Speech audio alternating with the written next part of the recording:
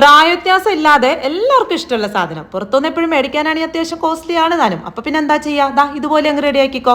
അപ്പൊ ഞാനിവിടെ നീളത്തിൽ കട്ട് ചെയ്ത ചിക്കന്റെ ബോൺലെസ് പീസസ് 750 ഗ്രാം ഉണ്ടാവും.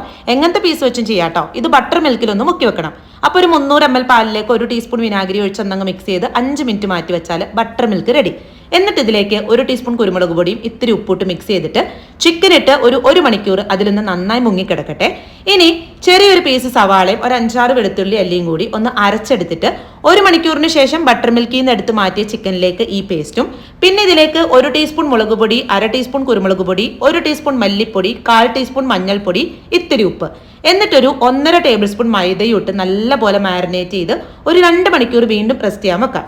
ഇനി വലിയൊരു ബൗളിലേക്ക് 1.5 കപ്പ് മൈദയും 1/2 കപ്പ് കോൺഫ്ലോറും പിന്നെ ഒരു 1/4 ടീസ്പൂൺ വീതം കുരുമുളക് പൊടിയും മുളക് പൊടിയും ആവശ്യത്തിന് ഉപ്പിട്ട് നല്ലപോലെ മിക്സ് ചെയ്ത് മാരിനേറ്റ് ചെയ്ത് വെച്ചിരുന്ന ചിക്കനിൽ നിന്ന് ഓരോ പീസ് എടുത്ത് ഇതിലേക്കിട്ട് നന്നായി കോട്ട് ചെയ്തിട്ട് ജസ്റ്റ് നമ്മുടെ നോർമൽ വാട്ടറിൽ ഒന്ന് മുക്കിയെടുത്ത് വീണ്ടും ഈ ഒരു മൈദ മിക്സിലേക്ക് ഇട്ട് നന്നായി ഒന്നുകൂടെ കോട്ട് ചെയ്യാം കേട്ടോ. എന്നിട്ട് ഇതിൽ എക്സസ് ആയിട്ടുള്ള പൊടിയൊക്കെ ഒന്നല്ലെങ്കിൽ ഇതുപോലെ അങ്ങ് കുടഞ്ഞു കളയാം, അല്ലെങ്കിൽ ഒരു അരിപ്പയിലിട്ട് നല്ലപോലെ അങ്ങ് തട്ടിക്കൊടുത്താൽ മതി. അപ്പൊ പുറം ഭാഗമൊക്കെ അങ്ങ് സെറ്റ് ആകും.